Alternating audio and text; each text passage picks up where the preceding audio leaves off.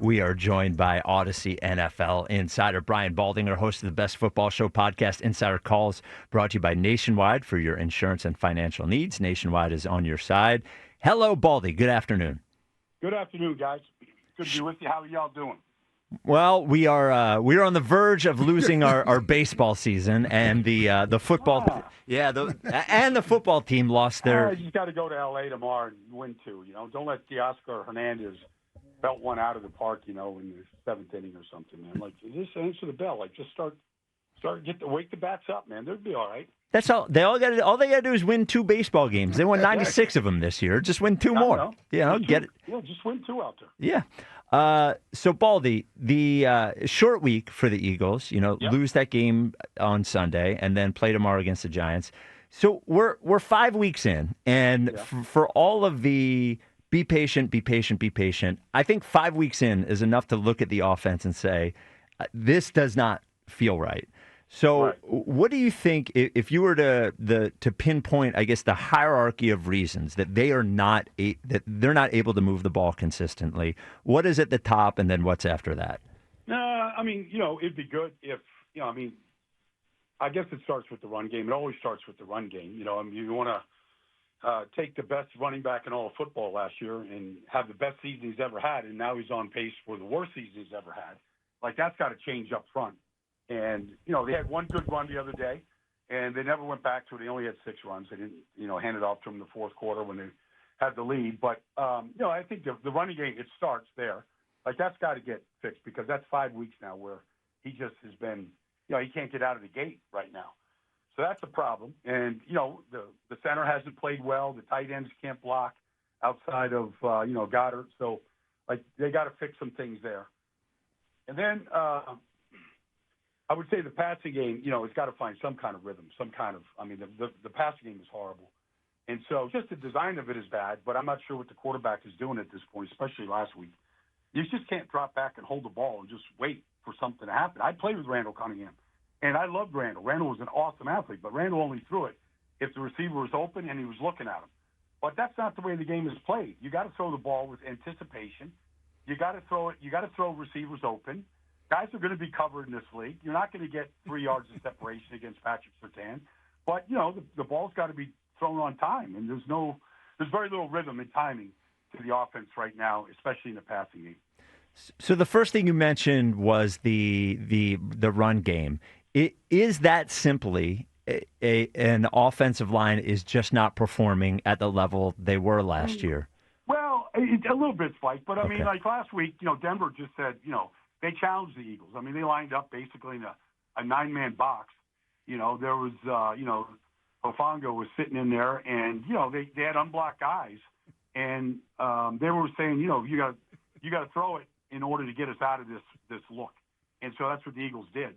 And, but you got to run them out of it, too. You got to find some runs that can work. But it's been week to week to week where they just haven't, even in looks where the safeties are 15 yards deep, they're still not running it well. So it starts up front. You can say the tight ends and this and missing a block here and they're close. All that stuff they'll say. But, they got to get better movement at the point of attack right now than what they're getting. Baldy, it appears a lot of this is due to, I guess, not being physically themselves. How much do you think that is playing into this? Lane played his first full game, I believe, since week 1 or week 2. You mentioned Cam. He had back surgery this offseason. Dickerson has been a warrior out there trying to fight through it. Look like he's going to finally try to rest and heal up. How much of this is due to physical or the lack of physical ability they have right now as a unit? Well, I think there's credibility to that point. There's no question that, Landon Dickerson isn't the Pro Bowl guard that he was a year ago for much of the season. He hasn't played like that. And he is ailing. The center doesn't, had troubles with DJ Jones last week, but he's had some problems this year. Mm-hmm. And Lane was fine. Lane, I know he's, had the stinger and all that, but he's fine. He's playing good football. You can't block longer than those guys are blocking in some of the passing plays that I saw last week. Mm. But honestly, the Cowboys blew out the Jets on Sunday. They played 4 backup offensive linemen, and they looked awesome. Yeah. So, we love Stout. Stout, has been doing this a long time here since he came in with Lane together with Chip, and he's been doing it a long time, and he's great at what he does. But that really, the excuses of okay, here comes the backup guard, and here comes this, that doesn't really fly. The next guy up has to be able to handle guys up front right now, or find runs that they could be better at than what they're doing right now. Yeah. So, Baldy, you mentioned the issues with the passing. It's all tied together. It's hard to separate all of it. And I think you'll be able to explain this to me and to the listeners. What we've seen the last 2 weeks from a defense in the second half, because Tampa did sort of a similar thing as Denver, is they don't blitz anymore, and they're playing a lot of zone. And sometimes what they'll do is they'll bring in an extra guy, but then they'll drop one of their linemen. And what is the solution to that? Because it can't just be that is a defense that we can't beat. We can't just not be able to beat a zone defense where they're not bringing extra guys. How do they fix that? What do they do? What is the solution to that? You're saying against a defense that's not blitzing? Well, against a defense that is just sort of dropping back and playing zone and maybe not blitzing, but maybe bringing a safety and then dropping a lineman into coverage or dropping, a simulated blitz. What is the solution to that? Looks, yeah. For the Eagles offense to beat that? Yes. I mean, ultimately, your receivers have to win one-on-ones. Okay. You've got to be able to, it's not a secret, Yep. I mean, you saw Cortland Sutton, what he did to Quinyon Mitchell, especially in the fourth quarter. He beat him every time. Yep. And so even if the guy is draped on you, if you're a number one wide receiver, you're used to that. You just out-muscle a guy. You do what A.J. is capable of doing. You do what Jamar Chase does every week. You just win that battle. A.J. did it against the Rams in the fourth quarter. But, ultimately, your receivers have to win, and your quarterback has to trust that he's going to win. Now, the quarterback is the only quarterback in the league that hasn't thrown an interception, and it looks like he lives in fear of throwing an interception. And I just don't think you can play with fear, especially if you have as talented receivers as the Eagles have. I think you got to put it out there and throw it and let them go get it and make a play on it. But I don't think you can hold it and say, okay, I'm not going to turn it over, because that just leads to poor field position and the defense gets extra at bats. But I just think that's a part of it right now. You just can't play to not make mistakes, and I think that's a little bit of what Jalen's doing.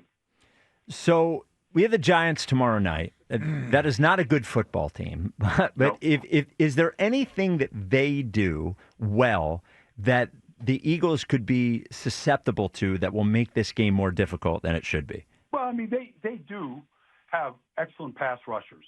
Brian Burns is having a great season. And, Denver has good pass rushers, but, Brian Burns, Kayvon, this rookie Abdul Carter, Dexter Lawrence, it's a good front. Against the Chargers 2 weeks ago, they hit Justin Herbert 13 times in that game, and they won that game. And they physically beat him up pretty good. So, they can do that. They weren't particularly good at it against New Orleans on Sunday, and they did turn it over 3 times, which cost them the game. So, they've got a very limited passing attack. There's no Malik Neighbors. The quarterback is a rookie, and he looks like a rookie sometimes. So he's a good athlete. He plays the game fearlessly, but, they lost 3 fumbles, and they lost to the Saints because of it last week. But, they do have a rookie running back that's very powerful in Scatterboo, breaks a lot of tackles. They got a decent offensive line. But ultimately, if they could get a lead at some point and turn their front loose, they could possibly make a game out of it. Yeah, I'm looking at the Eagles, Baldy, from an offensive standpoint. I don't know what game plan they go into this game with tomorrow. Are they going to come out trying to throw the ball again, or do they try to establish the run in this game? As far as what can they take advantage of this Giants defense at? Well, they haven't been particularly good, against the run this year. You look at even what the Saints did last week. They're 27, 28, 29th, and stopping the run right now. Dexter Lawrence hasn't been the monster that he has been in the past. They're a little thin at defensive tackle. They haven't been particularly good against the run. They lost they lost two inside linebackers since the start of the season. So I'm not sure who's in there right now.